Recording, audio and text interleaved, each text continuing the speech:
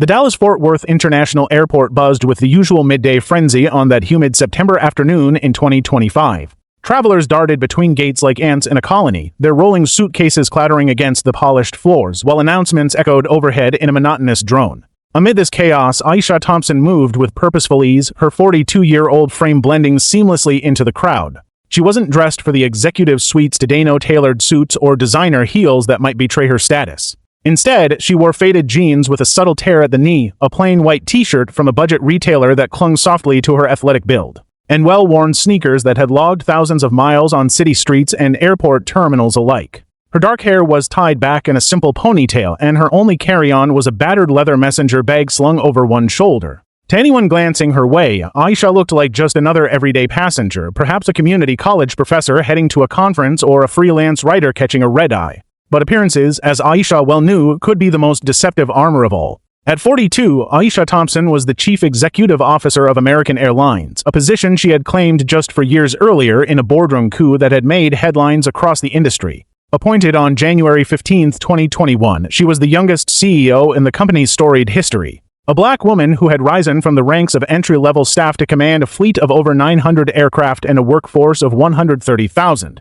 Her personal stake in the airline, 12% of the stock, made her the second-largest individual shareholder behind only the founding family trust. Yet, power like hers came with a profound responsibility, one that Aisha took to heart in ways few could imagine. For the past 3 years, she had made it her ritual to fly incognito on random routes, auditing the passenger experience firsthand. It wasn't about micromanagement, it was about empathy, about rooting out the invisible barriers that turned air travel into a gauntlet of bias for so many. Aisha's own journey had been paved with such obstacles. Born to a single mother who cleaned offices at night in Chicago's South Side, she had started her career as a 22-year-old receptionist at a regional airport, where colleagues dismissed her ideas with patronizing smiles and passengers questioned her authority based on the color of her skin. "You don't look like you belong behind that desk," one had sneered once, echoing the slights that fueled her ascent. Those memories weren't scars, they were fuel. Today, Flight 447 to JFK International was just another unannounced inspection, a chance to observe without the veil of her title-lifting expectations or inspiring fear. Boarding commenced at precisely 3:50 p.m. with departure slotted for 23 minutes later. Aisha handed her boarding pass for seat 2A in first class to the gate agent, who scanned it with a perfunctory nod. No questions, no double talkers, just efficiency. She strode down the jet bridge, the metallic tang of recycled air greeting her as she entered the aircraft. The first-class cabin was a sanctuary of luxury, wide leather seats reclining into beds, personal entertainment screens glowing softly, and the faint scent of fresh coffee wafting from the galley. A smattering of passengers had already settled, business types in crisp shirts tapping away on laptops, a couple sipping champagne. Aisha stowed her bag overhead and eased into her seat, pulling out a small notebook to scribble initial notes, crew greeting, polite but rushed. Cabin clean, it was routine, almost meditative, until Karen Whitmore approached. Karen, 47 years old and a senior flight attendant with 2 decades under her belt, moved with the brisk efficiency of someone who had seen every type of passenger imaginable. Her uniform was impeccable, her name tag gleaming, but there was a hardness in her eyes, forged from years of dealing with delays, demanding elites, and the unspoken pressures of a job that demanded perfection. Karen glanced at Aisha's boarding pass, her smile professional at first. "Welcome aboard, ma'am. C2A. Let me verify that for you," but as her gaze lifted to Aisha's face and then dropped to her casual attire, the smile faltered. Skepticism crept in, a flicker of judgment based on jeans that screamed economy and sneakers that whispered, "Not our usual clientele. This can't be right," Karen muttered, holding the pass up to the light as if it were a counterfeit bill. "Animals like you don't belong in first class." The words landed like a slap before the actual one did. Aisha's eyes widened slightly, but she held her composure, years of boardroom battles teaching her the value of measured responses. "Excuse me," she said evenly, reaching to reclaim the pass. But Karen's hand shot out, striking Aisha across the face with a sharp crack that silenced the cabin. Aisha's head snapped to the side, the sting radiating like fire across her dark cheek, leaving a vivid red handprint. Pain bloomed, but Aisha didn't flinch or cry out. She stood frozen, her mind flashing to that long-ago receptionist's desk, the invisible walls that had once confined her. "That's what thieves get," Karen sneered, her voice laced with venom. She snatched the boarding pass fully now and tore it into confetti, the shreds fluttering to the floor like defeated dreams. "Get on your knees and pick up your fake ticket," she commanded, jabbing a finger at the scattered pieces. "Then crawl back to economy where you belong." The first-class cabin plunged into a hush, broken only by the subtle whir of air conditioning and the gasps of 30 passengers. Phones emerged like weapons, recording the spectacle. Aisha remained upright, her cheek throbbing, refusing to debase herself by kneeling. The mark on her skin only seemed to inflame Karen further. "Did you not hear me?" Karen's shriek pierced the air, carrying to the economy section beyond. "I said, get on your knees and pick up your fake garbage." She lunged, grabbing Aisha's shoulders and attempting to force her down. Aisha resisted, her stance unyielding, and Karen shoved her backward into the seat with brute force. "You're making this worse for yourself," she snarled, poking Aisha's chest accusingly. "Criminals like you always do." The accusation hung heavy, a toxic cloud of prejudice that poisoned the atmosphere. Eyes turned from every seat. In 1B, Olivia Hargrove, a 27-year-old lifestyle influencer with flawless blonde waves and an outfit straight from a high-end catalog, seized the moment. Her phone was out in seconds, live streaming with expert framing. "Oh my god, you guys," she whispered dramatically into the camera, her tone a mix of faux outrage and thrill. "There's literally a scammer in first class trying to steal a seat. The flight attendant is handling it perfectly." Olivia's feed exploded 8 for 7 viewers in moments, rocketing upward. She craved this. At 27, she was hustling for a lucrative deal with a luxury brand, and viral justice porn was her currency. Comments poured in. "Finally, backbone. These scams are everywhere. Love the zero tolerance. Call the cops." Not everyone was cheering. In Route 3, Jamal Carter, a 22-year-old law student en route to a New York internship, felt his stomach twist. Dressed in a hoodie and jeans, Jamal knew the sting of assumption, old to Wellaport pat-downs, extra screenings. The words hung in the air like a challenge unspoken. Aisha Thompson's calm declaration slicing through the tension in the first-class cabin of Flight 447. "Before you make that irreversible decision," she repeated, her voice steady as a heartbeat in the storm, "I think you should know exactly who you're removing from this plane." The silence that followed was electric. A collective intake of breath from the 30 passengers who had been reveling in the spectacle just moments before. Phones hovered midair, capturing every nuance of her unflinching gaze. Jamal Carter, the young law student in Route 3, felt a surge of adrenaline. His hidden recording app was still running, and now he typed furiously into his messages, "This is escalating. She's not backing down, sending you the audio now, might need backup if this turns legal." His friend at Howard University, a budding civil rights advocate, replied almost instantly, "Holy shit, Jamal. Keep recording. If it goes viral, we can get the NAACP involved." Jamal's heart raced. He had always dreamed of using his studies to fight injustice, but this was no classroom simulation. It was raw, real, and unfolding right in front of him. Karen Whitmore, the 47-year-old senior flight attendant whose career had been a ladder of promotions built on rigid adherence to protocol, felt a flicker of unease at Aisha's composure. But unease quickly morphed into fury in her mind. This was a direct defiance of her authority, a threat to the order she prided herself on maintaining. Karen's biases weren't born in a vacuum. They had been nurtured over to decades of flights where she had seen types like Aisha, in her view, game the system, the casual clothes. The unassuming demeanor that screamed not elite enough, but deeper still was the pressure gnawing at her. At 47, with a family to support and a promotion to lead flight attendant supervisor dangling just out of reach, Karen couldn't afford delays or complaints. One more flawless flight, and it was hers. This scammer, as she labeled Aisha, was a direct obstacle. "I don't care who you think you are," Karen spat, her voice rising to a shrill command that echoed off the cabin walls. "Queen of England or not, you're getting off this plane right now." Officers escort her out. She turned to Derek Ramirez, the 35-year-old security officer whose muscular build and no-nonsense stare commanded immediate respect, as if invoking his authority would seal the deal. Derek Ramirez, with his hands still hovering near his handcuffs, narrowed his eyes at Aisha. At 35, he had patrolled airport gates for a decade, dealing with everything from rowdy drunks to suspicious packages. And his training screamed comply or escalate, but something about Aisha's poise gave him pause, a quiet confidence that didn't match the profile Mark Reynolds had painted. Still, protocol was protocol. "Ma'am, you need to comply immediately," Derek said, his voice firm and authoritative, stepping forward with the 2 airport police officers flanking him. Their badges gleamed under the cabin lights, and the sight of them created a bottleneck at the boarding door where curious economy passengers craned their necks to glimpse the drama. The digital departure board flickered, Flight 447, departure in 16 minutes.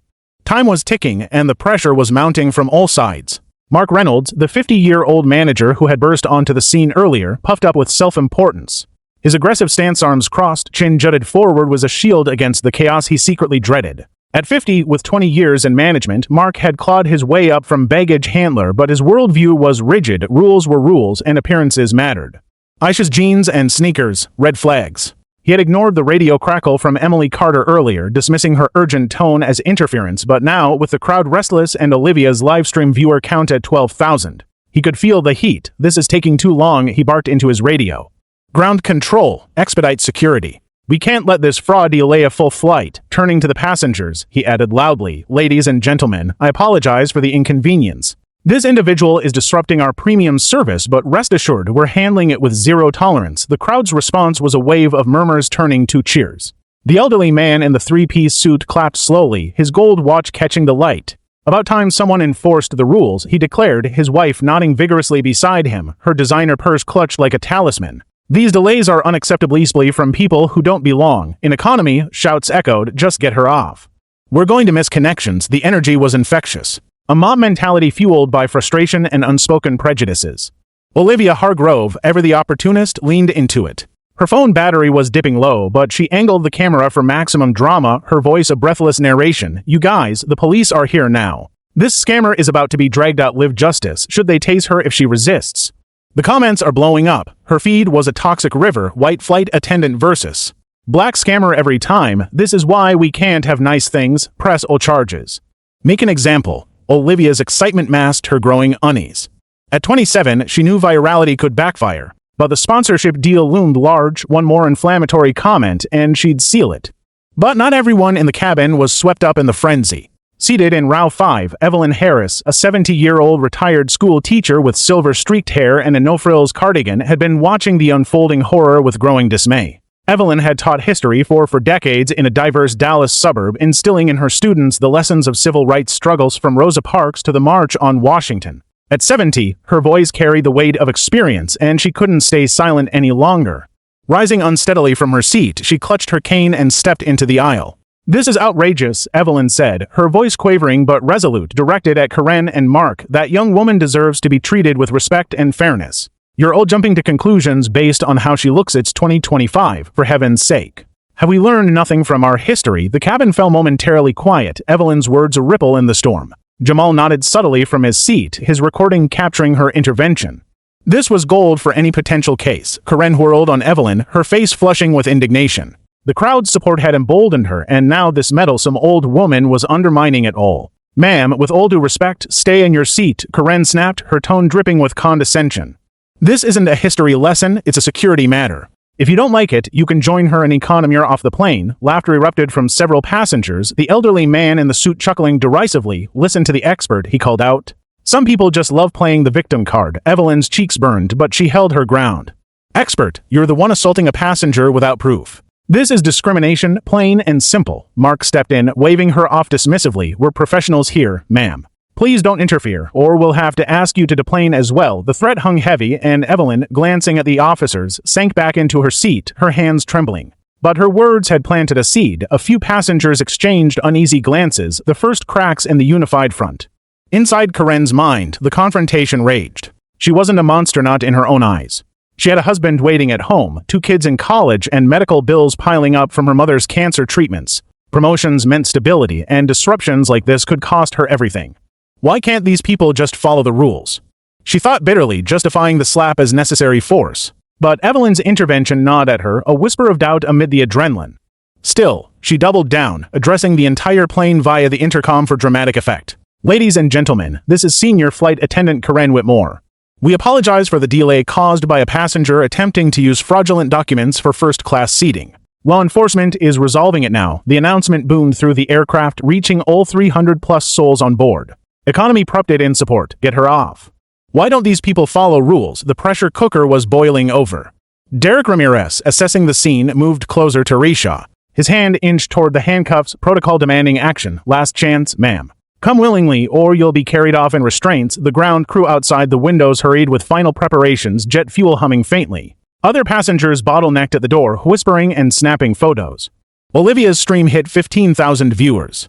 She provided play-by-play commentary like a sports announcer. "Okay, everyone, airport police are about to arrest this woman." About time she was holding up the whole flight with her lies. More phones joined in, capturing multi-angle footage that fed the social media frenzy. A new complication arose. Sarah Patel, the 38-year-old boarding gate supervisor, arrived out of breath, her eyes widening at the chaos. "What's happening here? I'm getting calls from multiple departments about a situation on this flight. Routine fraud removal." "Sarah," Mark said, taking charge with forced confidence. "Everything's under control," but Sarah scanned the recording phones, the live stream setup, the police, and the obvious bedlam. This doesn't look routine, Mark. Captain Harold Jenkins, 62 and authoritative in his decorated uniform, pushed forward aggressively. Ms. Patel, with all due respect, this is my aircraft and my crew's call. We don't negotiate with fraudsters. He pointed at Aisha. Security. Remove her now. I want to depart on time. The mounting pressure was suffocating. Ramirez prepared to grab Aisha's arm, the crowd restless at 15,000 online watchers demanding action. Aisha looked around at the hostile sea of facetty recording devices, the approaching restraints, the complete mayhem she had unwittingly or perhaps wittingly beckoned the eye of. Then, in a move no one anticipated, she smiled. Not a smile of defeat or nerves, but one that hinted at secrets untold, a quiet assurance that she held all the cards. Officer Ramirez, she said calmly, before you arrest me, would you mind if I showed you something from my bag? No, Karen screamed, her voice cracking with panic. She's trying to distract you, probably has a weapon.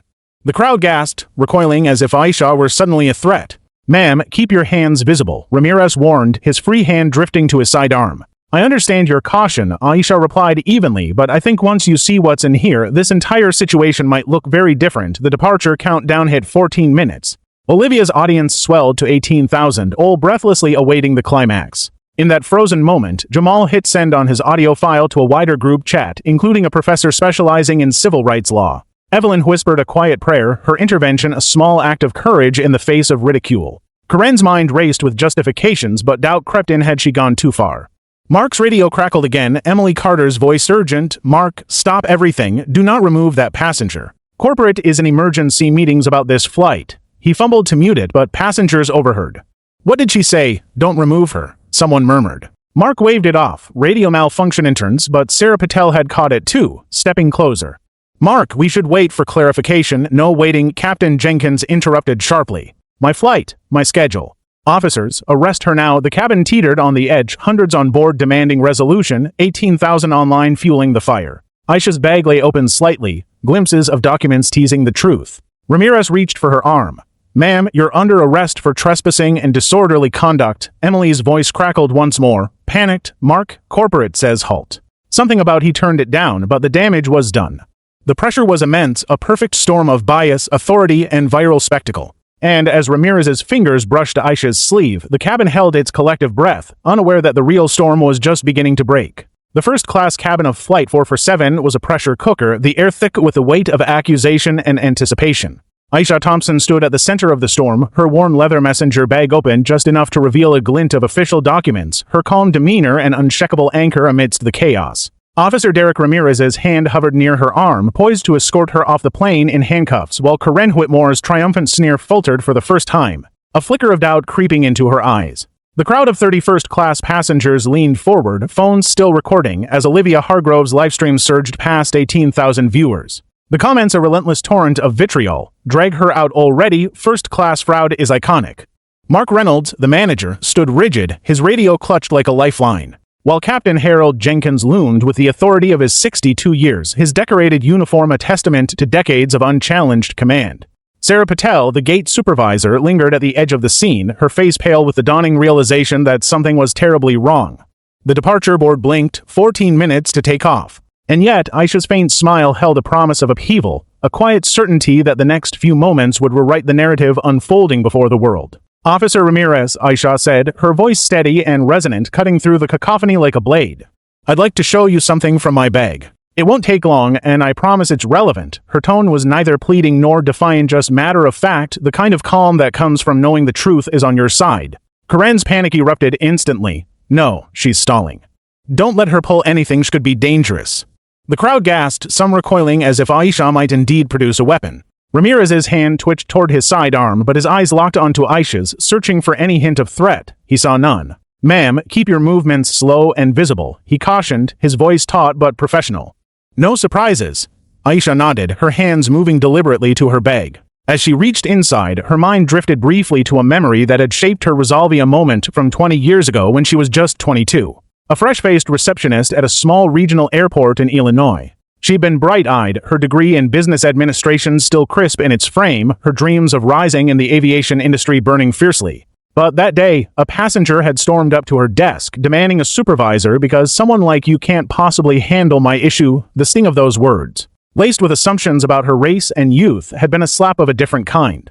She remembered the humiliation, the way her colleagues had looked away, unwilling to intervene.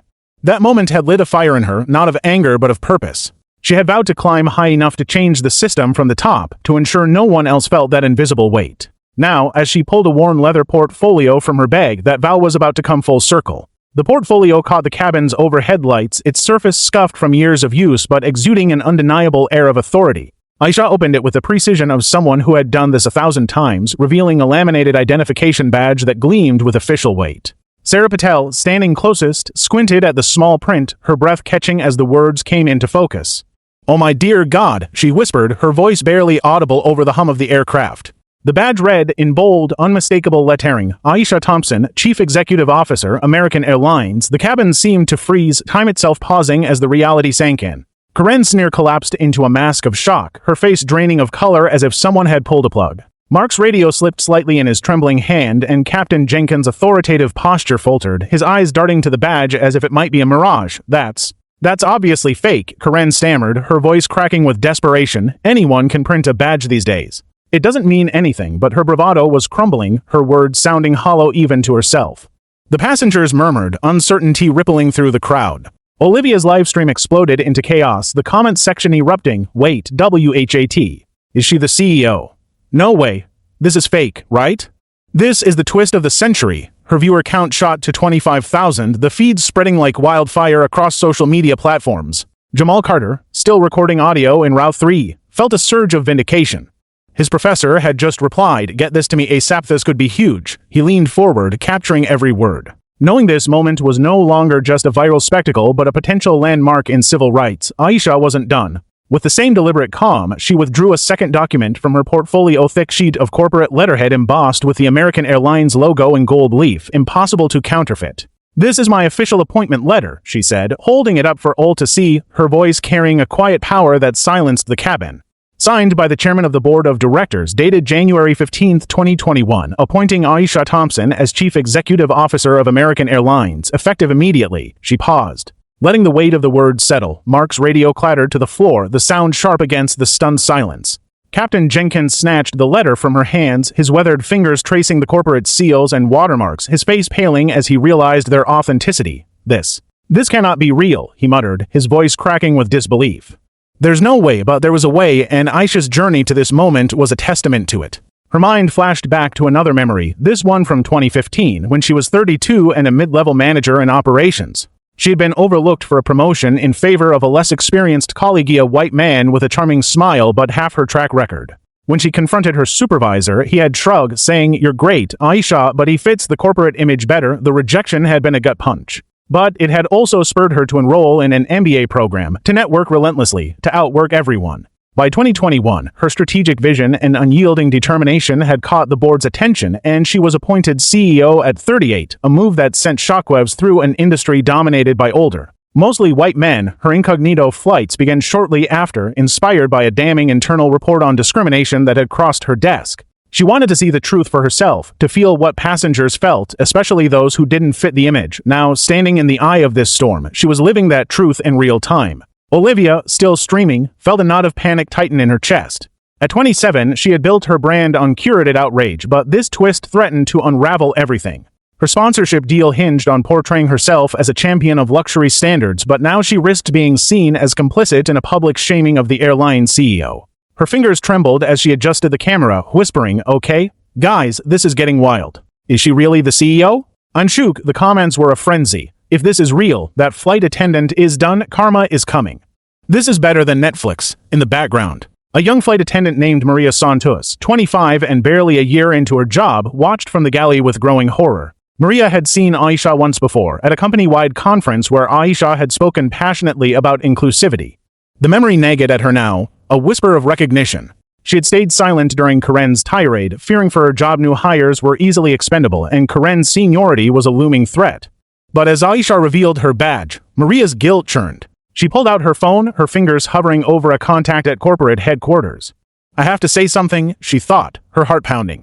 She typed a quick message to a colleague, "Karen's attacking the CEO on 447. It's bad. What do I do?" The reply came instantly. "Stay out of it unless you want to be fired." Maria hesitated, but the seed of courage was planted. Aisha, sensing the shift in the cabin, pulled her phone from her bag and dialed a number she knew by heart, putting it on speaker for maximum impact. The professional ringtone echoed through the silent aircraft.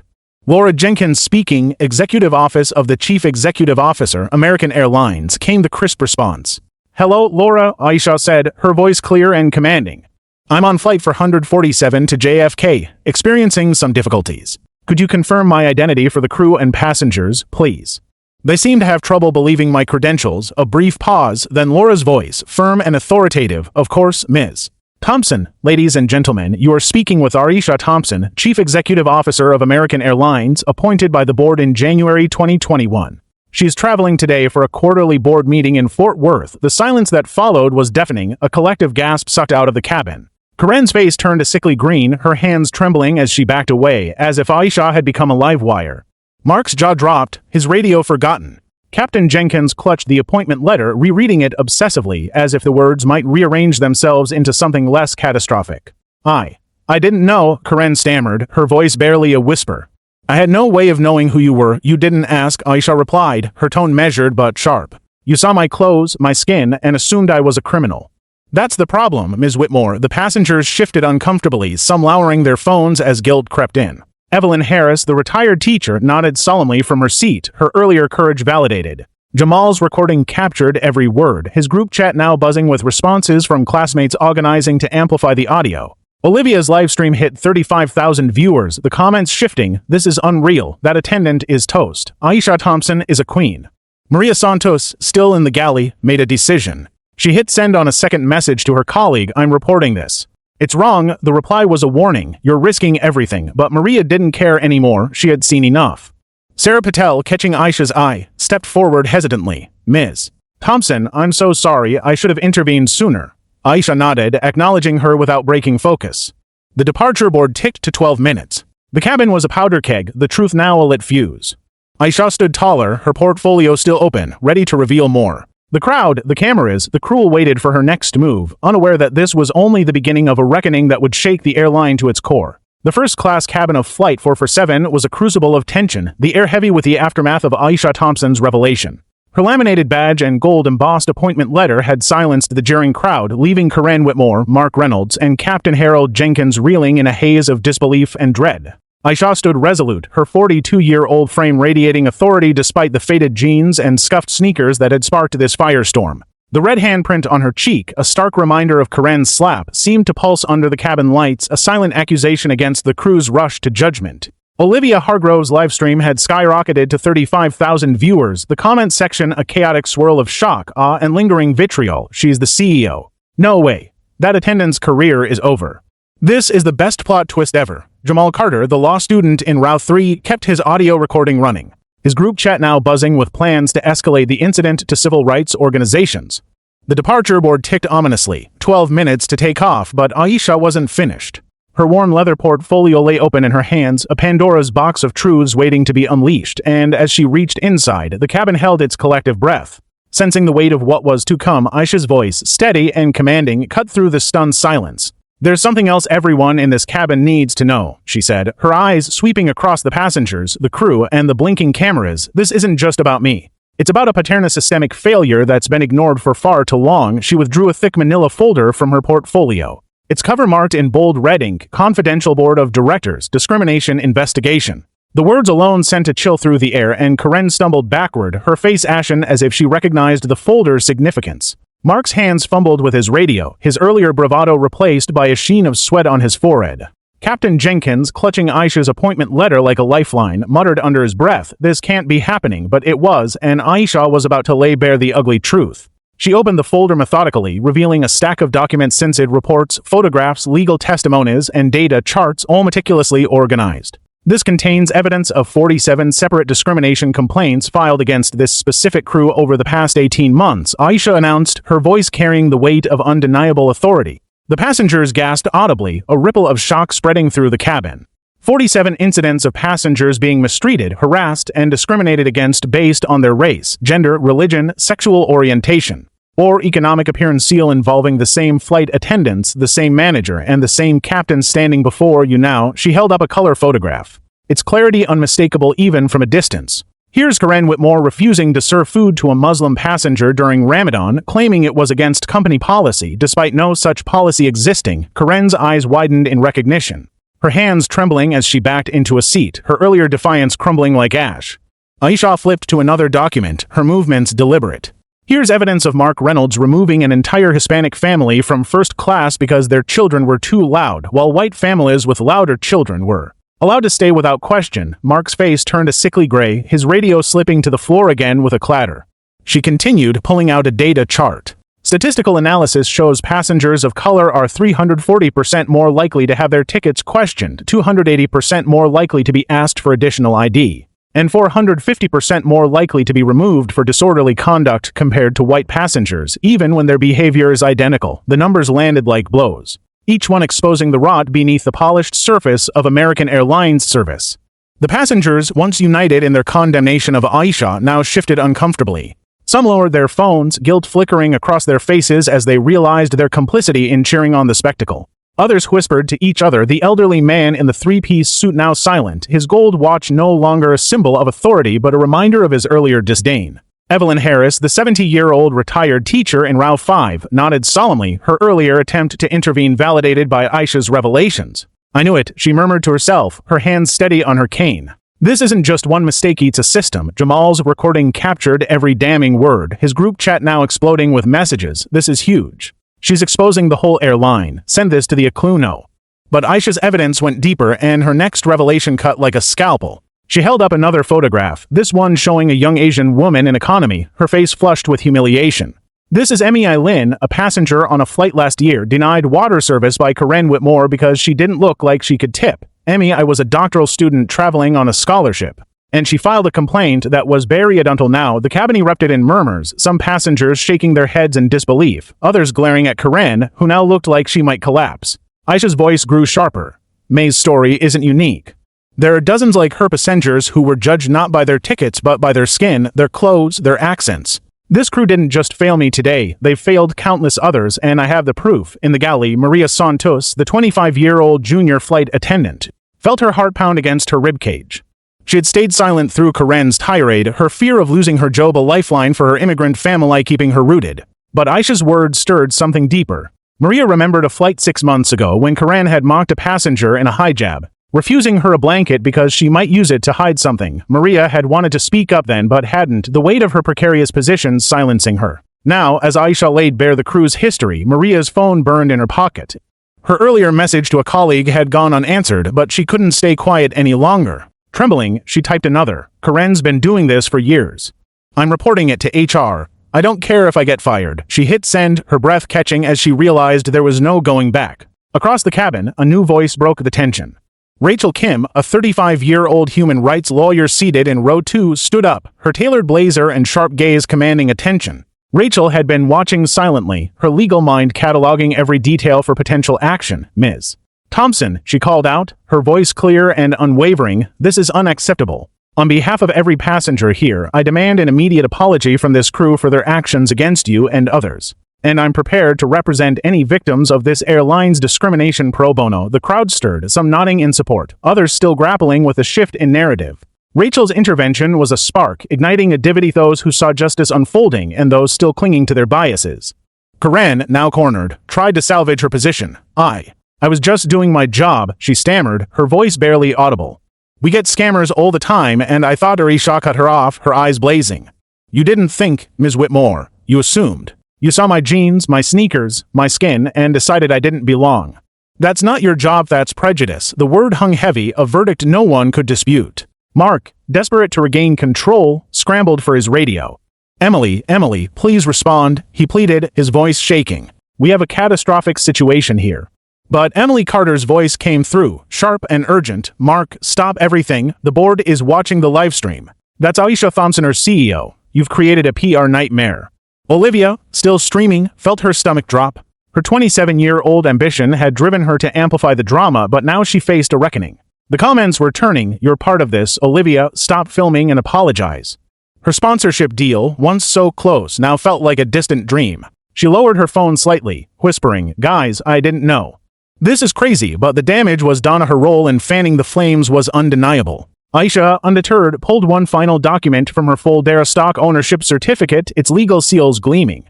This, she said, holding it high, documents my 12% ownership of American Airlines, making me the second largest individual shareholder. I don't just run this company, own a controlling stake in it. The cabin gasped again, the magnitude of her power sinking in. Captain Jenkins, still clutching the appointment letter, looked like a man staring into an abyss. Miss Thompson, he began, his voice trembling, we had no idea. I swear, we didn't know. Aisha's gaze was unrelenting. You didn't know because you didn't care to know. You saw what you wanted to see, and that's why we're here. The live stream hit 50,000 viewers, the hashtag #discrimination overtaking first-class fraud. Jamal's audio was now in the hands of his professor, who was forwarding it to legal networks. Maria's message to HR was flagged, setting off alarms at corporate headquarters. Rachel Kim was already drafting mental notes for a class action lawsuit. And Evelyn Harris, tears in her eyes, whispered to her neighbor, this woman's going to change everything. The departure board ticked to 10 minutes, but time seemed irrelevant now. Aisha stood tall, her folder a weapon of truth, ready to dismantle the system that had failed so many. The reckoning had begun, and no one, not Karen, not Mark, not Jenkins, could escape its reach. The first-class cabin of Flight 447 was a frozen tableau, the weight of Aisha Thompson's revelations pressing down like a storm cloud about to burst. Her manila folder, brimming with evidence of 47 discrimination complaints, lay open in her hands, each document a silent indictment of the crew before her. The red handprint on her cheek, a lingering mark of Karen Whitmore's slap, seemed to pulse in the harsh cabin light, a testament to the injustice that had sparked this reckoning. Aisha stood tall at 42, her faded jeans and scuffed sneakers no longer a disguise but a badge of her defiance against a system that judged by appearance. Karen, the 47-year-old senior flight attendant, had crumpled into a seat, her face a sickly green as the reality of her actions sank in. Mark Reynolds, the 50-year-old manager, clutched his radio like a drowning man grasping for a lifeline, his earlier bravado reduced to trembling hands. Captain Harold Jenkins, 62 and once the picture of authority in his decorated uniform, stared at Aisha's stock ownership certificate, his eyes wide with the terror of a man who had just realized he'd challenged a titan. The livestream, driven by Olivia Hargrove's camera, had surged to 50,000 viewers. The comments now a mix of awe and outrage. She owns the airline. Fire that attendant now. This is history unfolding. The departure board ticked to 8 minutes, but time itself seemed to bow to Aisha's command. Aisha's voice, calm yet unyielding, broke the silence. You've seen the evidence, she said, her gaze sweeping from Karen to Mark to Jenkins, pinning each like a specimen under glass. 47 documented cases of discrimination by this crew against passengers of color, women, religious minorities. And those who don't look the part. You didn't just fail me today, you failed countless others. And now you have a choice to make. The cabin held its breath, the weight of her words settling like a verdict. Phones wavered in passengers' hands, some lowering as guilt replaced their earlier glee. Jamal Carter, the 22-year-old law student in row 3, kept his audio recording running, his group chat now a flurry of plans to send the evidence to national media. This is bigger than we thought, his professor texted back. Keep it rolling, this could change laws. Aisha stepped forward, her portfolio tucked under one arm, her presence commanding despite the simplicity of her attire. Ms. Whitmore, Mr. Reynolds, Captain Jenkins, she said, addressing each by name, her voice carrying the weight of her 12% ownership stake. You have to options. Option 1, you will be suspended without pay, effective immediately. You'll undergo mandatory cultural sensitivity training, issue a public apology broadcast to every American Airlines employee and passenger, and carry a permanent mark on your personnel record. You'll keep your jobs, but you'll be demoted Karen to junior attendant, Mark to gate agent, Captain Jenkins to co-pilot. Your salaries will be cut by 20%, and you'll report to a new diversity oversight board for the next 2 years. She paused, letting the terms sink in. Karen's hands flew to her mouth, stifling a sob, while Mark's jaw tightened, his eyes darting as if searching for an escape. Jenkins' shoulders slumped, his decades of authority unraveling with each word. Option 2, Aisha continued, her tone as sharp as a blade, is immediate termination. You'll face personal liability for your action, civil lawsuits from me and any passengers you've wronged, backed by the evidence in this folder. You'll also be barred from working in the aviation industry, permanently. Choose now. The ultimatum hung in the air, a guillotine poised to fall. The cabin was silent save for the faint hum of the aircraft's systems and the distant chatter of economy passengers craning to hear. Olivia's livestream hit 60,000 viewers, the comments now a tidal wave. They're done for. Aisha's a legend. Make them pay. Olivia herself, at 27, felt her stomach churn. Her role in amplifying the hate was catching up with her, the potential loss of her sponsorship deal looming as viewers began calling her out. You fuel this, Olivia. Own it. Karen, her voice barely a whisper, spoke first. I choose option 1, she stammered, tears streaming down her face. Not tears of remorse, but of terror, her career, her family's stability, her entire world teetering on the edge. I didn't know it was you. Aisha's eyes narrowed. It shouldn't matter who I am, Ms. Whitmore. Every passenger deserves respect, not just the ones you think look like they belong. Mark nodded quickly, his voice hoarse. Option 1, he muttered, avoiding Aisha's gaze. Jenkins, his face a mask of defeat, followed suit. Option 1, he said, his voice cracking as he handed back the appointment letter, its seals now a brand of his failure. The passengers, once a unified mob, began to fracture. Evelyn Harris, the 70-year-old retired teacher in row 5, rose again, her cane tapping the floor as she faced the crew. You should be ashamed, she said, her voice quavering but fierce. I've lived through segregation, through times when people like me and Ms. Thompson were told we didn't belong. I stood up for her earlier and I was laughed at. But now you see the truth. She turned to Aisha, tears in her eyes. I'm sorry, Ms. Thompson. I should have been louder. Back in '68, I was on a bus in Alabama and a driver told me to move to the back because of my skin. I swore I'd never stay silent again, but today I faltered. Forgive me, Aisha's expression softened and she nodded. You spoke up, Ms. Harris. That's more than most. Thank you. Evelyn's words rippled through the cabin, prompting others to speak. A middle-aged man in a business suit, who had earlier nodded at Karen's accusations, stood hesitantly. I was wrong, he said, his voice low. I assumed you didn't belong here, Ms. Thompson. I'm sorry. A young woman in row 4, clutching a laptop, added, I cheered because I was frustrated about delays, but that's no excuse. I'm ashamed. The confessions were halting but genuine, a crack in the wall of complicity. Rachel Kim, the 35-year-old human rights lawyer in row 2, seized the moment. Ms. Thompson, I'm filing a formal complaint against this crew on behalf of any affected passengers. This isn't just about today, it's about every person in your folder. Aisha acknowledged her with a nod, her focus unbroken. Maria Santos, the 25-year-old junior flight attendant, could no longer stay silent. From the galley, she stepped into the aisle, her heart pounding so loudly she thought it might burst. Ms. Thompson, she said, her voice trembling but clear, I've seen Karen do this before. 6 months ago, she refused a blanket to a woman in a hijab, saying she might hide something. I didn't speak up then because I was scared of losing my job, of not supporting my family. But I can't stay quiet now. The cabin turned to her, Karen's eyes blazing with betrayal. Maria, how dare you, Karen began, but Aisha raised a hand, silencing her. Let her speak, Aisha said, her voice a quiet command. Maria swallowed hard. I've seen Karen mock passengers for their accents, their clothes. She targeted people who didn't look rich enough. I'm sorry I didn't act sooner. She pulled out her phone, showing the message she'd sent to HR. I reported it just now. I'll testify if you need me. The cabin erupted in murmurs, some passengers clapping softly for Maria's courage. Karen's face crumpled, her tears now mixed with shame. Olivia, sensing the tide turning, lowered her phone, her voice faltering.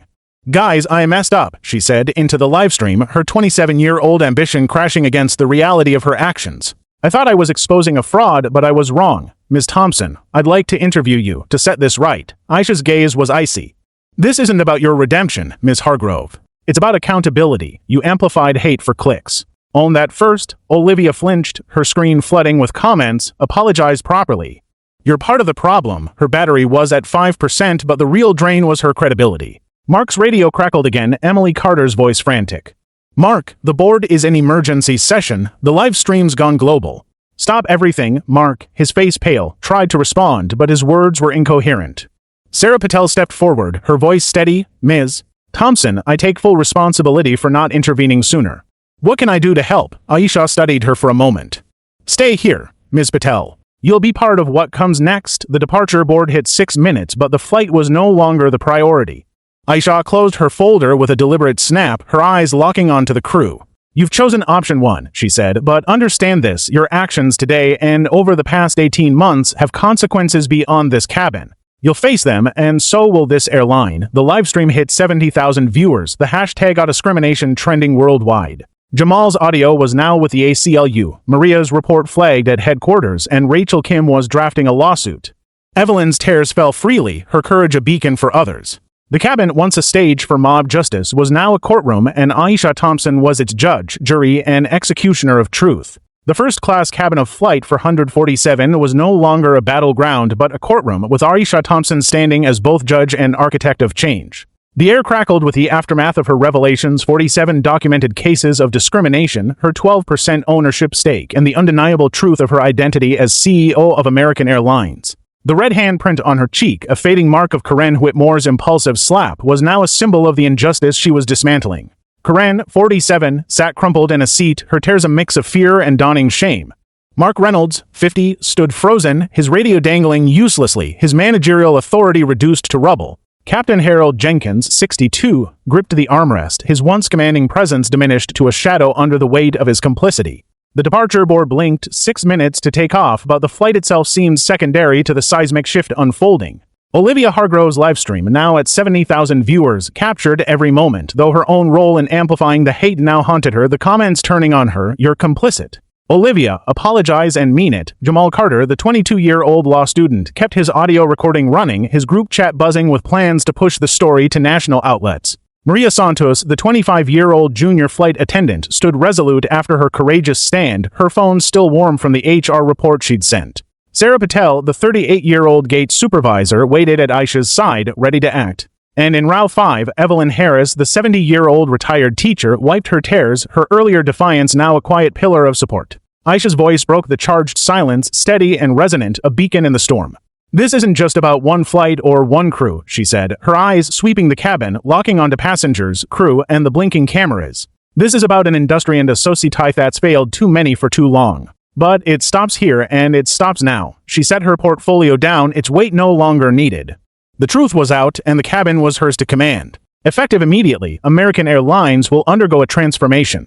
I'm announcing reforms to ensure no passenger, regardless of race, gender, religion, or appearance, ever faces what I did today. Or what the 47 others in my folder endured. The passengers leaned forward, phones still recording but now with a mix of awe and anticipation. Aisha continued, her voice unwavering. "First, every employee, from gate agents to pilots, will undergo mandatory anti-bias training designed by leading diversity experts. This isn't a checkbox exercise, a cultural shift, and compliance will be tied to performance reviews and promotions." Karen flinched, her demotion to junior attendant already stinging.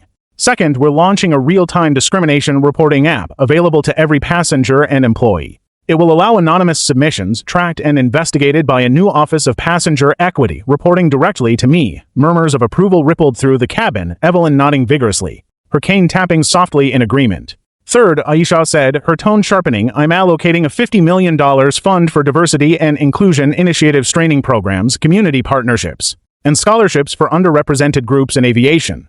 Leadership bonuses, including my own, will be tied to measurable reductions in discrimination complaints." The weight of the number $50 million drew gasps, even from the skeptical elderly man in the three-piece suit, who now sat silent, his earlier arrogance replaced by unease. Finally, Aisha added, "Sarah Patel, you're promoted to regional manager, effective immediately. Your willingness to step up today shows you're ready to lead with integrity." Sarah's eyes widened, her breath catching as she nodded, overwhelmed but resolute. The cabin erupted in applause, led by Rachel Kim, the 35-year-old human rights lawyer in row 2, who stood clapping fiercely. "This is what leadership looks like," Rachel called out, her voice carrying to the economy section, where passengers craned to listen. Jamal's phone buzzed with a new message from his professor. "This is historic. Get that audio to Tier," already reaching out. Olivia, her live stream now a double-edged sword, whispered shakily, "Guys, this is incredible. I was wrong, and I'm sorry." Her apology was drowned out by the comments, "Too late, Olivia. Use your platform for good now." At 27, her ambition was unraveling, but a flicker of resolve sparkage could still turn this around. Then Aisha did something unexpected. She turned to the passengers, her gaze softening but firm. "This isn't just about the crew or the airline, it's about all of us. Right now, before we take off, I want us to have a conversation. Not a lecture, but a real discussion about what happened here and what it means. Maria Santos will facilitate." She gestured to the young flight attendant, who froze, her eyes wide with shock. "Me," Maria whispered, her voice trembling.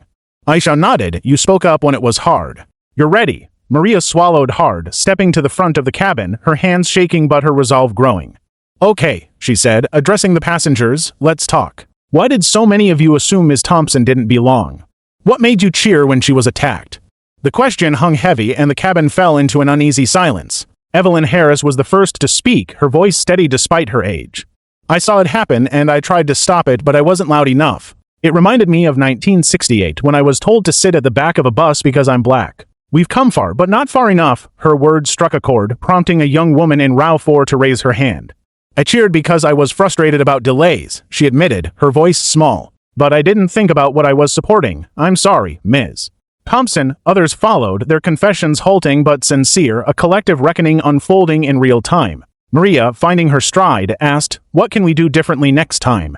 A businessman in Row 6 spoke up, "I judged based on appearances. I won't do that again." He'll ask questions first. The discussion, raw and unpolished, lasted only 10 minutes, but it was a start, a seed planted in the fertile ground of Aisha's reforms. The departure board now read, "For minutes to take off."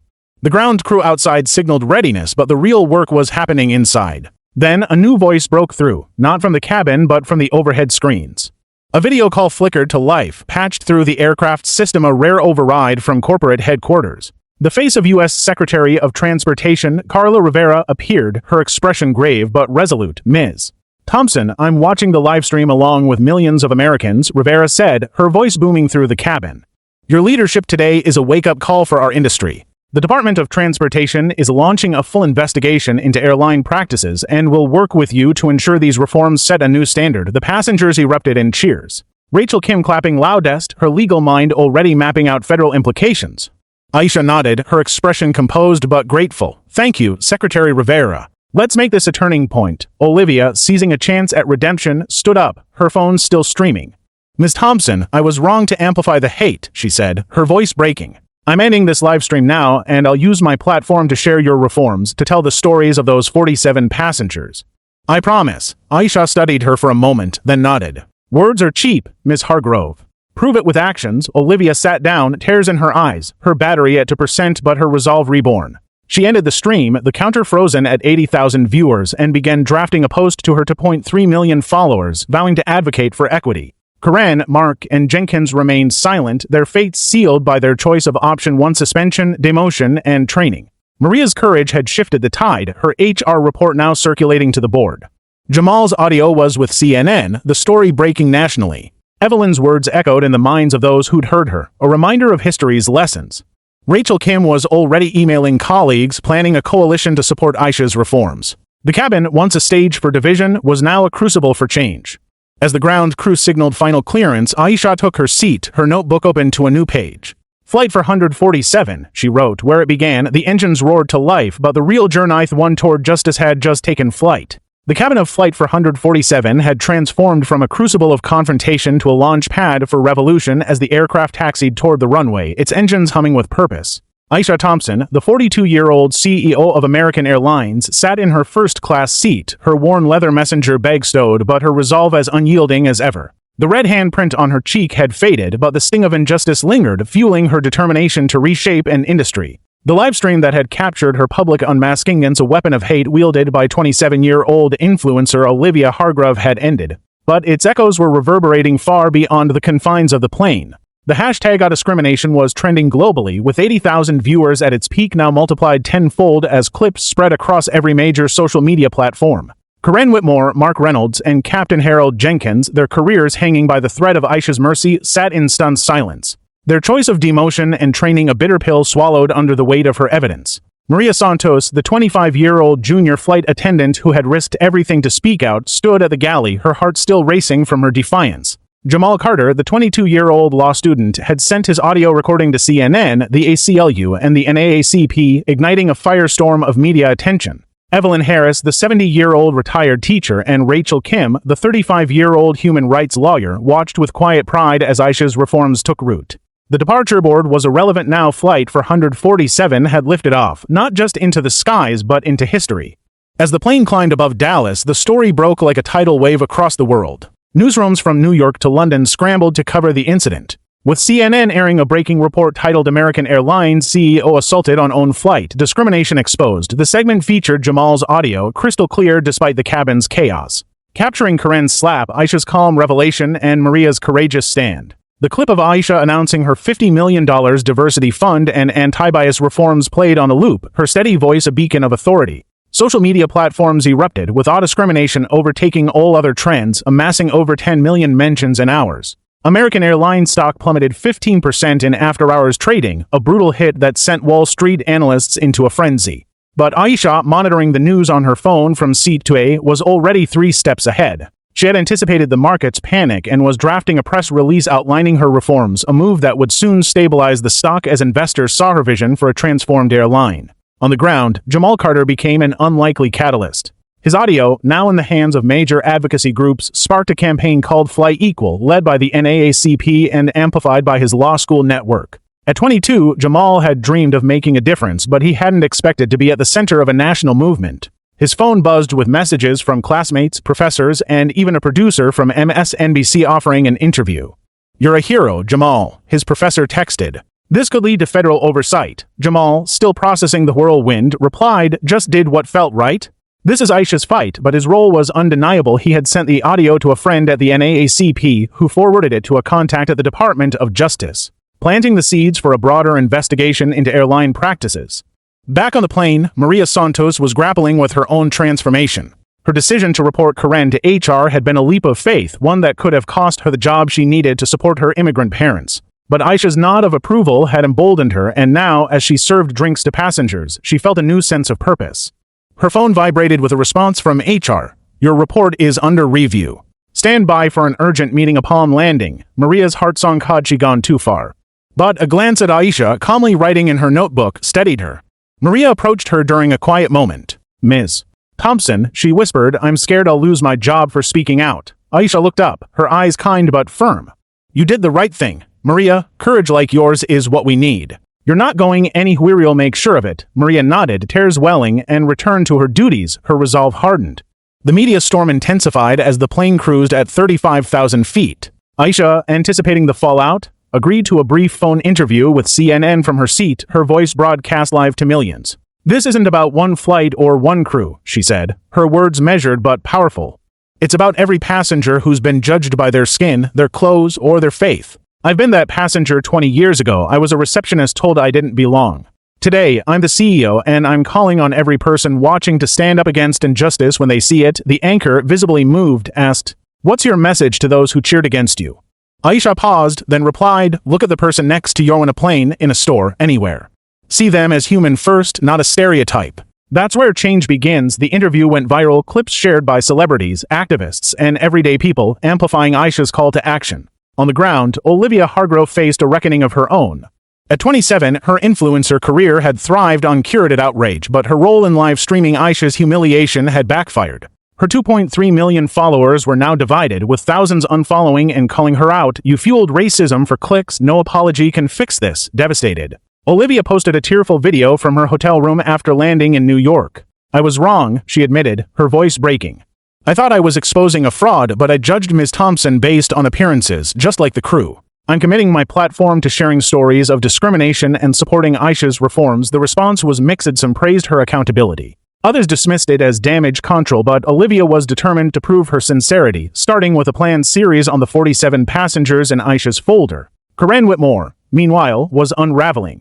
Demoted to junior attendant and facing mandatory training, she sat in the galley, her mind a storm of fear and regret. At 47, with a family to support and medical bills piling up, her career was her lifeline. But as she replayed the incident, Aisha's words "you didn't ask" cut deeper than the demotion. Karen remembered other moments, refusing a blanket to a passenger in a hijab, mocking an accent, dismissing a complaint as entitlement. She had justified it as doing her job, but now, with the world watching, she saw the truth. During a break, she approached Maria, her voice low. I'm sorry," Karen said, tears streaming. "I didn't realize how much I hurt people. I'll do the training." "Maria, I want to change." Maria, wary but hopeful, nodded. "Prove it." Karen. Words aren't enough. Karen's journey was just beginning, a painful path toward redemption she hadn't yet earned. The industry felt the shockwaves. United, Delta, and Southwest issued statements within hours, announcing their own anti-bias training and reporting systems dubbed the Thompson Protocol in Aisha's honor. The Department of Transportation, spurred by Secretary Rivera's pledge, launched a formal inquiry into airline discrimination with Aisha's evidence at its core. American Airlines stock began to recover as Aisha's press release outlined her reforms, investors reassured by her decisive leadership. By the time Flight 447 landed at JFK, the story was global, with protests forming outside airline headquarters and petitions circulating for federal regulations. In the cabin, passengers like Evelyn Harris felt a quiet triumph. "I lived through Jim Crow," she told Rachel Kim as they disembarked, seeing Ms. Thompson fight back. "It's like watching history turn a page." Rachel, already organizing a legal coalition, replied, "This is just the start, Ms. Harris. "We're taking this to Congress." Jamal, stepping off the plane, was greeted by a flood of notifications. His audio was now on every major network, and he had an interview scheduled with MSNBC. Maria, escorted to an HR meeting, was met not with punishment but with praise, her report a catalyst for internal audits. Aisha, the last to deplane, paused at the gate, her notebook filled with plans. The world was watching, and she was ready to lead the charge. 3 months had passed since the electrifying confrontation on Flight 447, but its reverberations continued to reshape the landscape of American Airlines and the broader aviation industry. The Dallas tarmac, once the stage for Aisha Thompson's public unmasking, was now a distant memory, replaced by a world transformed by her resolve. At 42, Aisha, the youngest CEO in the airline's history, had not only weathered the storm but harnessed it, turning a moment of injustice into a catalyst for systemic change. Her faded jeans and scuffed sneakers, once the spark for Karen Whitmore's discriminatory outburst, were now iconic symbols in a global movement. The hashtag #discrimination had evolved into Fly Equal, a rallying cry that united millions across social media, newsrooms, and boardrooms. American Airlines stock, which had plummeted 15% in the immediate aftermath, had rebounded with a 23% surge, driven by investor confidence in Aisha's bold reforms.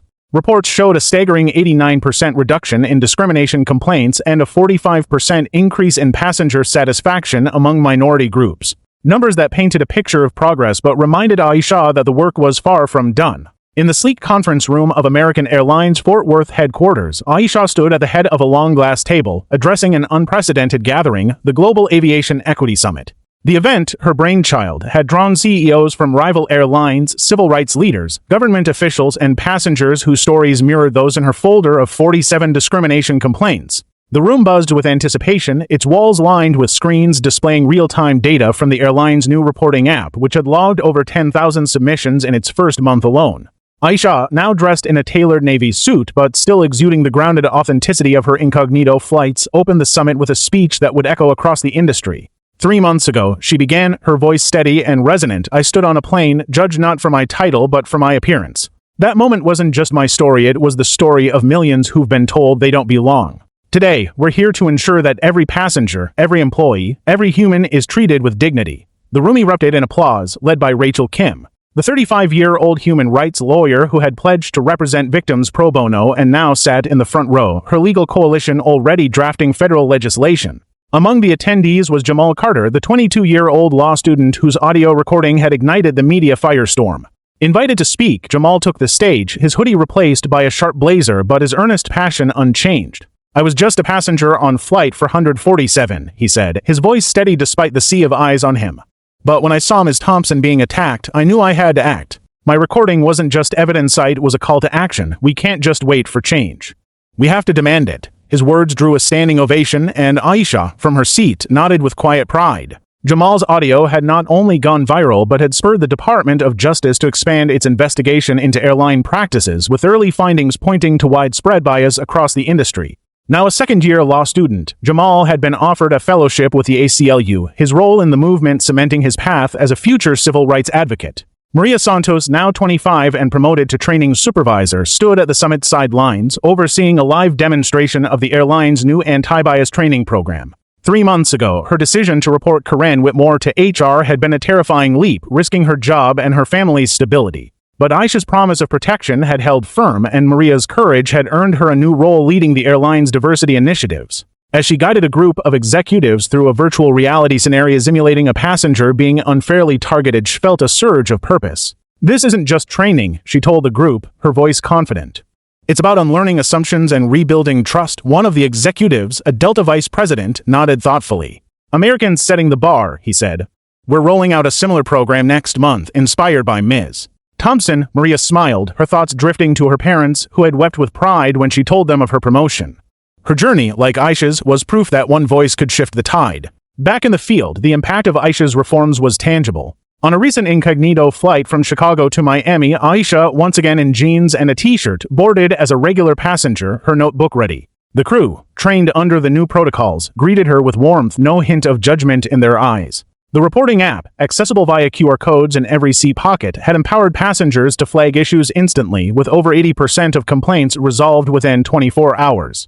One passenger, a young black man named Malik Jones, had become a volunteer advocate for the app after his own experience of being unfairly questioned about his ticket 6 months prior. Now 30, Malik had shared his story at the summit, standing beside Aisha as she unveiled a new feature, a real-time dashboard tracking complaint resolutions transparent to the public. I was one of those 47, Malik said, his voice steady. Now I'm helping make sure no one else is. His story, amplified by media coverage, inspired thousands to download the app, turning passengers into partners in accountability. Corinne Whitmore, meanwhile, was navigating her own path.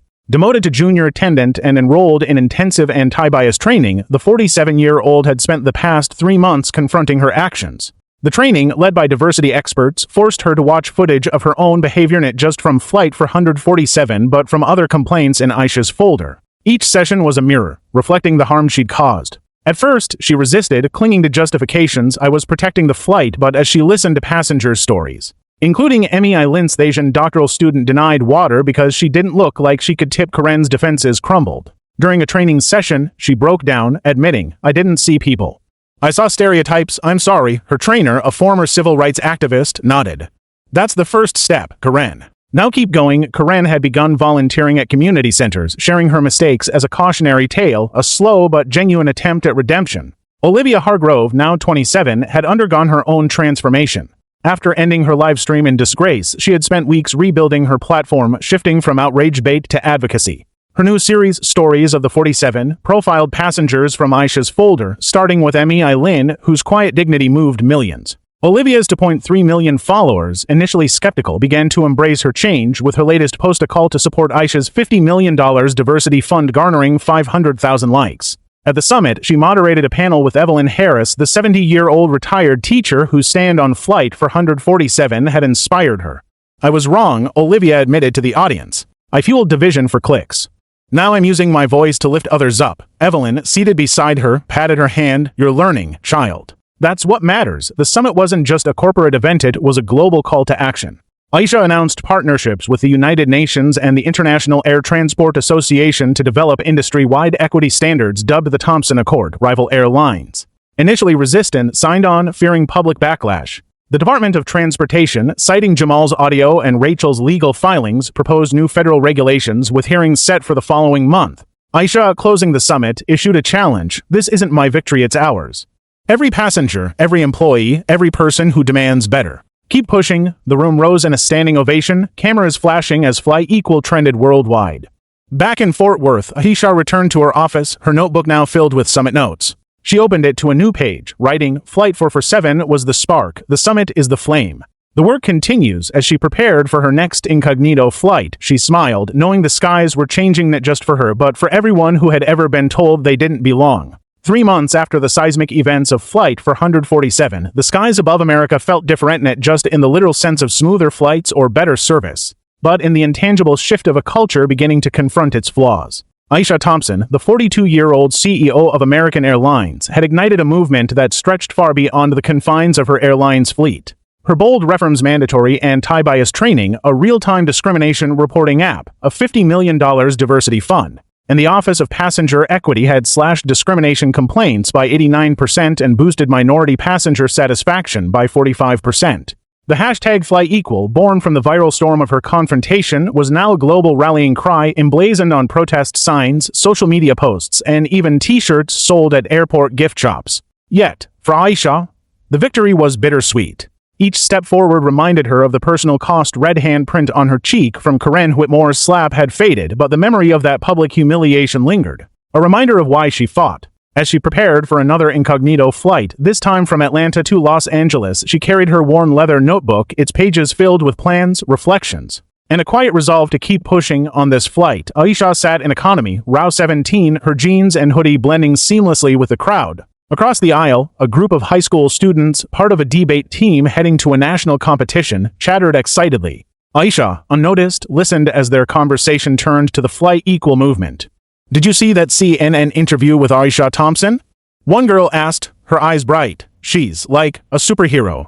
My mom says she changed how people think about airlines. Aisha smiled to herself, scribbling a note. Youth are watching. Engage them. When the students noticed her writing, only a lanky 16-year-old named Maya leaned over. Hey, are you journaling about the flight? You know about that CEO thing, right? Aisha nodded, keeping her cover. I heard about it. What do you think? Maya's eyes lit up. It's huge. My school started a club to fight bias because of her. "We're doing a project on equality in public spaces." Aisha's heart swelled. She handed Maya a card with the Office of Passenger Equity's contact info, saying, "Keep it up. Send your ideas." Horathi'll listen. Maya beamed, unaware she was speaking to the woman who had inspired her. Back in Fort Worth, Aisha's influence was reshaping lives beyond the skies. Karen Whitmore, now 47 and a junior flight attendant, was navigating a grueling path of accountability. Her mandatory anti-bias training had been a crucible, forcing her to confront not just her actions on Flight 447 but a lifetime of assumptions. One session, where she watched footage of herself mocking a passenger's accent, had left her in tears. "I didn't see them as people," she admitted to her trainer, her voice raw. "I saw threats, stereotypes." Now, Karen was taking her story to schools, speaking at community centers in Dallas about the cost of prejudice. At a local high school, she stood before a diverse group of teens, her hands trembling as she recounted her mistakes. "I slapped a woman because I judged her by her clothes and skin," she said, her voice breaking. "That woman was my CEO, but it shouldn't have mattered who she was. I was wrong." The students, initially skeptical, asked probing questions. "How do you change after something like that?" Karen's answer was halting but honest. "You listen, you learn. And you keep trying, even when it's hard." One student, a 15-year-old named Jamal, nodded thoughtfully. "My cousin's studying law because of that flight," he said. "He wants to be like the guy who recorded it." Karen's eyes welled up, realizing her story was now a cautionary tale but also a bridge to others like Jamal Carter. Jamal himself, now 22 and a rising star in legal circles, was balancing his studies at Howard University with newfound fame. His audio recording from Flight 447 had not only gone viral but had become a cornerstone of the Department of Justice's Airline investigation.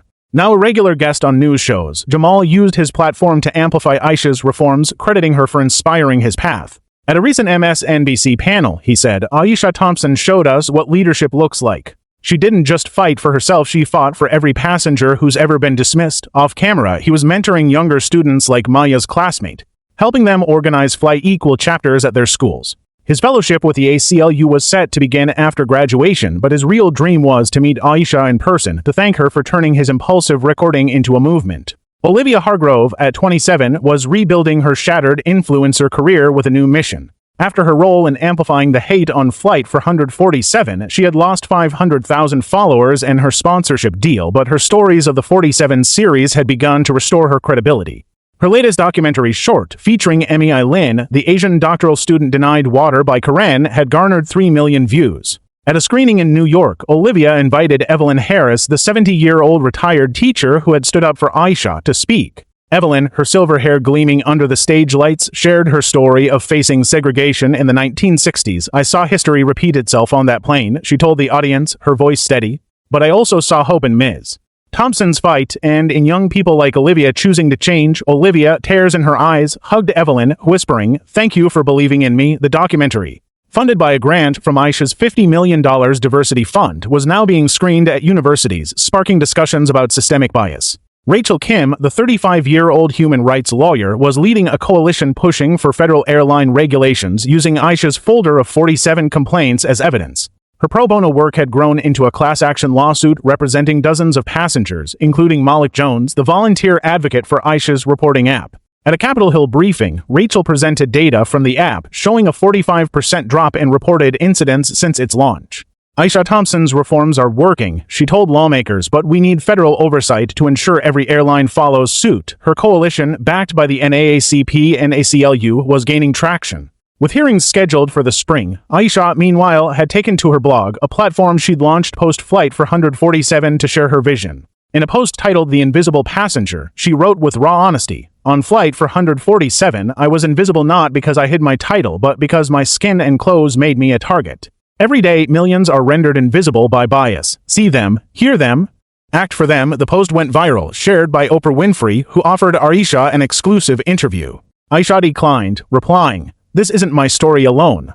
Tell the stories of the 47, of passengers like Emmy Lin and Malik Jones." Oprah, moved by her humility, instead aired a special featuring those passengers, amplifying their voices to millions. On her incognito flight, Aisha watched the students across the aisle brainstorm their equality project, their enthusiasm a reminder of the future she was building. When the plane landed in Los Angeles, Maya, the debate team leader, approached her again. "Thanks for the card," she said, grinning. "We're gonna invite someone from your airline to our school. Maybe even that CEO lady." Aisha smiled, her cover intact. "I bet she'd love to hear from you." As she stepped off the plane, her notebook held a new entry. Engage the next generation. They're the key. The movement was growing. And Aisha knew that every voice, from Maya's to Karen's, was part of the change she'd ignited. The Los Angeles International Airport shimmered under the golden California sun, its terminals a hive of travelers weaving through the chaos of arrivals and departures. Aisha Thompson, now 42, and the indomitable CEO of American Airlines, stepped off her latest incognito flight, her faded jeans and hoodie blending seamlessly with the crowd. Her worn leather notebook, tucked into her messenger bag, held the story of a movement that had begun 6 months ago on Flight 447, a moment of injustice that had sparked a global reckoning. The red handprint from Karen Whitmore's slap had long since faded, but its impact had not. It had ignited Fly Equal, a movement that reshaped not just American Airlines but the entire aviation industry. Aisha's reference mandatory anti-bias training, a real-time discrimination reporting app, a $50 million diversity fund, and the Office of Passenger Equity had slashed complaints by 89% and boosted minority passenger satisfaction by 45%. The Thompson Accord, a set of industry-wide equity standards, was now adopted by 27 major airlines, with federal regulations pending in Congress. As Aisha walked through LAX, unnoticed by the bustling crowd, she carried the weight of a legacy that was only beginning to unfold. Today was no ordinary day. Aisha was en route to a ceremony at the University of Southern California where she would receive an honorary doctorate for her contributions to civil rights and corporate leadership. But before that, she had one more Stopa surprise visit to a community center in South Los Angeles where she would meet a group of high school students inspired by Fly Equal. Among them was Maya, the 16-year-old debate team leader Aisha had met on her flight from Atlanta, whose passion had left an impression. Stand tall, always, that lesson had carried her through the humiliation of Flight 447, and now, as she stepped into the center, it fueled her resolve to lift others. Inside, the room buzzed with energy. Dozens of teens, diverse in every way, Black, Latino, Asian, Native American, greeted her with cheers. Maya rushed forward, her eyes wide. "Ms.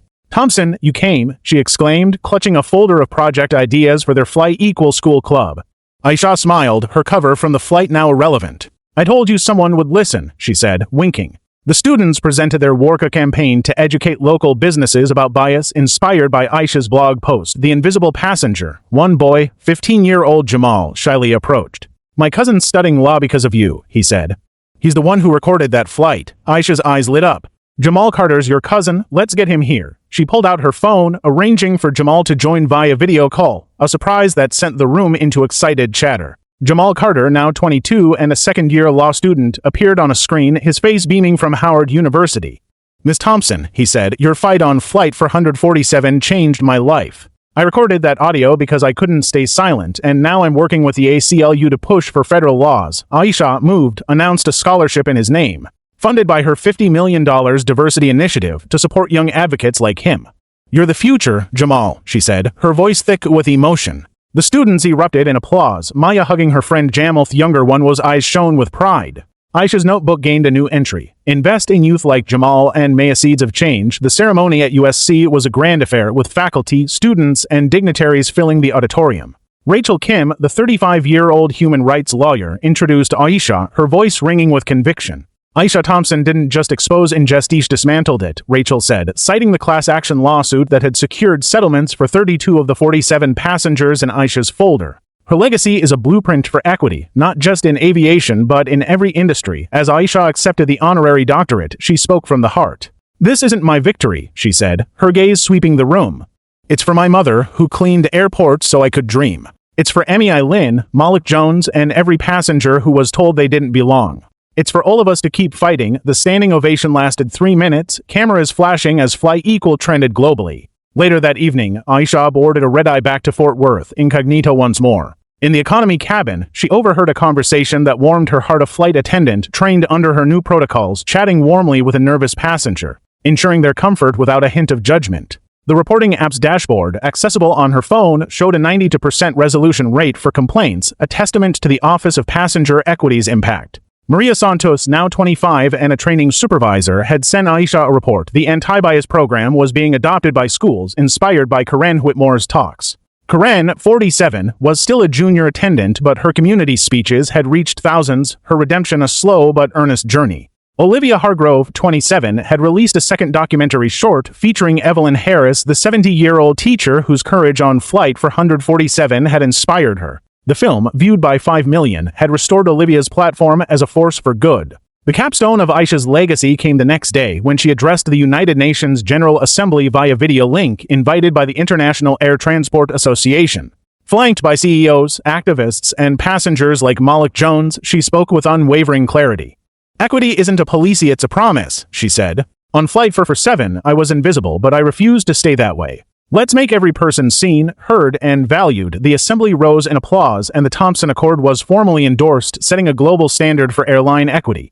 Back in Fort Worth, Aisha's mother, now 68 and retired, watched the speech on TV, tears streaming as she whispered, "That's my girl," as Aisha prepared for her next incognito flight. Her notebook held a final entry. Flight 447 was the spark, the summit the flame, the you and the fire. "The legacy is ours to carry." She boarded a plane to Chicago, her mother's city, ready to listen, to learn, and to keep fighting. The skies were clearer now, not just above but within, as a world awakened to the power of standing tall. All right, folks, let's take a moment to step off Flight 447 and land right back in the real world of 2025, where Wi-Fi is spotty, coffee is overpriced, and biases can still sneak into our daily lives like uninvited guests at a party. Aisha Thompson's story isn't just a wild airline drama, it's a mirror held up to all of us, reflecting how quick we are to judge a book by its cover or a passenger by their jeans. Ever caught yourself side-eyeing someone in a hoodie at the airport, assuming they're up to no good? Or maybe you've been the one in the hoodie, feeling the sting of a stranger's glare. Aisha's saga reminds us that assumptions are the junk food of human interaction, tempting, easy, but oh so bad for you in the long run. Here's the kicker. Aisha didn't just fight for herself. She rewrote the rules for an entire industry, proving that one voice can turn a slap into a global wake-up call. And let's be real, Karen Whitmore's meltdown was peak. I'm calling the manager energy, only to find out the manager was the CEO. Talk about a plot twist even M. Night Shyamalan couldn't dream up. But the real lesson, it's not about the viral moment or the hashtags, it's about the daily choice to see people, not stereotypes. Whether you're at an airport, a coffee shop, or scrolling through X, pause before you judge. Ask yourself, am I being a Karen or am I being an Aisha? So here's my question for you, dear reader. When was the last time you caught yourself making a snap judgment about someone based on their appearance? And more importantly, what did you do about it? Drop your story in the comments. I'm dying to hear how you handled your own Flight 447 moment. And while you're at it, don't forget to hit that subscribe button on VNN Justice Stories for more tales of courage, redemption, and the occasional in-flight drama that'll make you rethink everything. Trust me, you don't want to miss the next one. It might just inspire you to be the Aisha in your own story.